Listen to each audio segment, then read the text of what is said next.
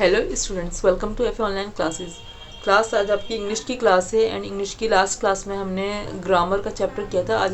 आज हम करेंगे आपकी इंग्लिश रीडर में से आपकी यूनिट 4, जिसमें आपकी पोएम नंबर 4 है, जिसका नाम है once I saw a little bird. Once I saw a little bird, इसकी मीनिंग होती है कि मैंने एक बार देखा एक छोटा पक्षी। वंस की मीनिंग होती है एक बार, आई सॉ यानी मैंने देखा, अ लिटिल बर्ड यानी छोटा पक्षी, एक बार मैंने देखा एक छोटा पक्षी। छोटा पक्षी कोई सा भी हो सकता है, जैसे कि छोटी सी चिड़िया होती है या कोई से भी जो और छोटे छोटे बर्ड्स होते हैं। इसके अंदर बड़े वाले बर्ड्स नहीं आते, जैसे क्रो, काइट, वल्चर, ये सब चीज़ें नहीं। छोटा पक्षी जो कि क्यूट सा होता है थोड़ा। ठीक, तो यहाँ पर जो आपकी पोएम है उसे स्टार्ट करते हैं। इसकी हेडिंग है sing and enjoy this poem, यानी कि इस पोएम को गाइए और इन्जॉय करिए। यहाँ पर लिखा हुआ है, आप सभी मेरे साथ रीड करेंगे। Once I saw a little bird come hop hop hop, I cried, little bird, will you stop, stop, stop? I was going to the window to say, how do you do?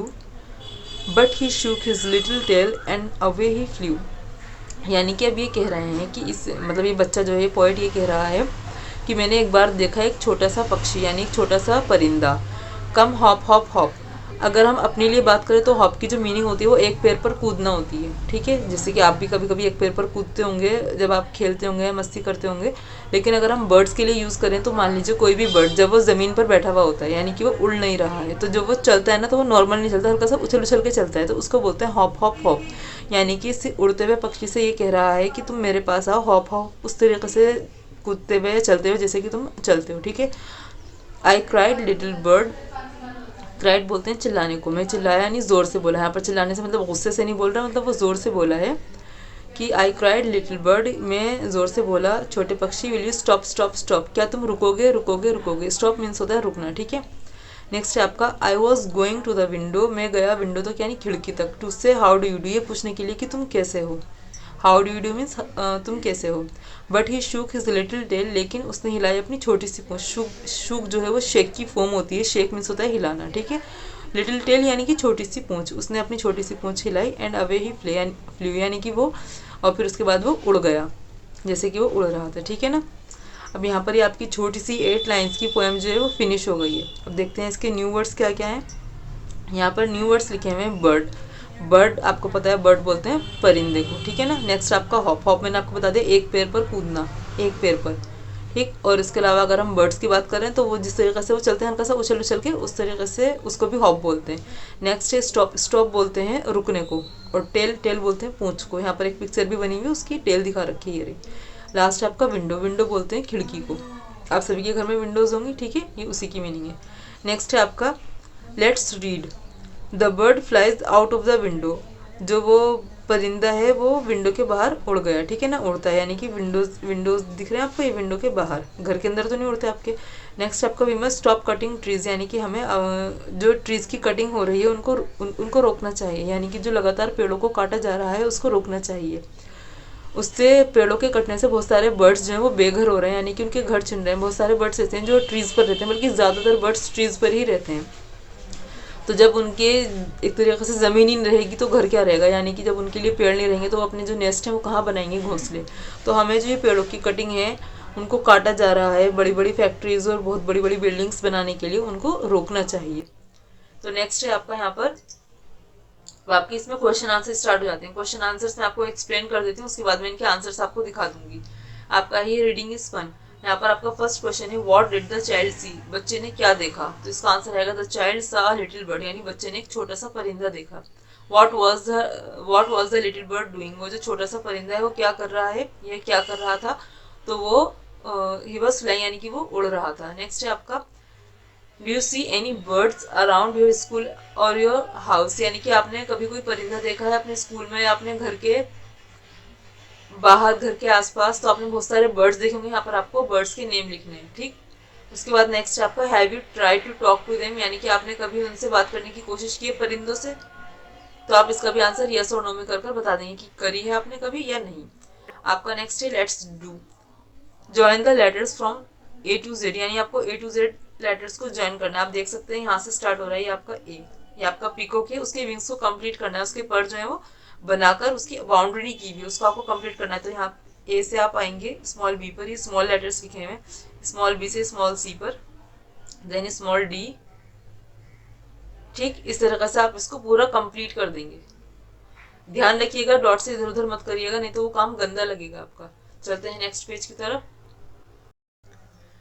Trace over the dotted lines in letters, now colour the stars. अभी कह रहे हैं कि यहाँ पर dotted line है और जो ये लेटर्स हैं इनको आपको ट्रेस करना है। आप देख सकते हैं यहाँ पर एक तो लेटर्स हैं जैसे small M N P Q T, ये स्मॉल लेटर्स हैं, आपको इनको ट्रेस करना है फर्स्टली तो बिल्कुल सफाई के साथ।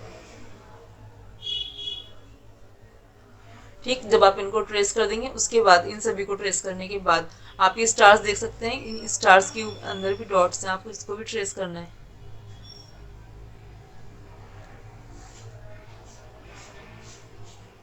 आपको इस तरीके से बिल्कुल सफाई के साथ इन सारे स्टार्स को ट्रेस करना है और उसके बाद आपको बहुत ही प्यारे प्यारे लाइट लाइट कलर्स इन स्टार्स के अंदर करने हैं। ठीक, छोटे छोटे स्टार्स इनमें भी कर दीजिएगा, अच्छा लगेगा ये। उसके बाद जो आपका नेक्स्ट है वो है say these words aloud and talk about the picture then tick the right colour. अब यहाँ पर ये कुछ वर्ड्स हैं, आपको इनको जोर जोर से पढ़ना है। ठीक है, मैं आपको पढ़ा रही हूँ, आप मेरे साथ साथ पढ़ेंगे और उसके बाद इस घर के अकॉर्डिंग जो यहाँ पर सेंटेंस है उसमें एग्जैक्ट कलर यानी सही कलर के ऊपर आपको टिक करना है। तो फर्स्ट है आपका रूफ। रूफ बोलते हैं छत को। आप सबके घर में जो जो मेन चीजें होती हैं वो यहाँ पर लिखी हुई हैं। ठीक है ना, जैसे रूफ, रूफ छत को बोलते हैं, आप सबके घर में होगी। नेक्स्ट है आपका डोर। डोर बोलते हैं दरवाजे को। Then Windows. विंडोज बोलते हैं खिड़कियों को। वॉल्स दीवारें। फ्लोर यानी फर्श जो जमीन होती है। प्लांट्स पेड़ पौधे। एंड डस्टबिन कूड़ेदान जिसके अंदर आप कूड़ा डालते हैं, डस्टबिन बोलते हैं उसको। ठीक है, अब आपका जो फर्स्ट है वो है द रूफ इज पिंक और ब्लू। अब यहाँ पर आप देख सकते हैं यहाँ पर ये रूफ है, ये छत है। ठीक है ना, यहाँ पर ये सामने विंडोज हैं, ये डोर है और ये फ्लोर है, ये प्लांट्स हैं और ये वॉल्स हैं। अब यहाँ पर जो ये रूफ है वो पिंक है या ब्लू है। यहाँ पर कलर देखने में हमें हल्का सा रेड लग रहा है, लेकिन क्योंकि ऑप्शन में पिंक एंड ब्लू है तो यहाँ पर आप पिंक पे टिक करें, क्योंकि जो रेड है वो पिंक पिंक जो है वो रेड की टोन में आता है, ब्लू तो नहीं है ये। ठीक है ना, नेक्स्ट है आपका the walls are yellow and red. जो दीवारें हैं वो रेड कलर की हैं, येलो कलर की। आप सभी देख सकते हैं जो वॉल्स हैं वो हमारी येलो कलर की, तो आप येलो के ऊपर टिक कर देंगे। नेक्स्ट है आपका द विंडोज आर ग्रीन और ब्राउन, यानी कि जो खिड़कियां हैं वो ग्रीन कलर की हैं या ब्राउन कलर की हैं। तो आप देख सकते हैं जो विंडोज हैं ब्राउन कलर की हैं। ठीक है ना, तो आप यहाँ पे ब्राउन कलर के ऊपर टिक कर देंगे। नेक्स्ट है आपका द डोर इज ब्लू और ग्रे। जो डोर है वो ब्लू कलर का है या ग्रे कलर का है, तो ये डोर आपका दरवाजा जो है वो ब्लू कलर का है, ब्लू के ऊपर टिक कर देंगे।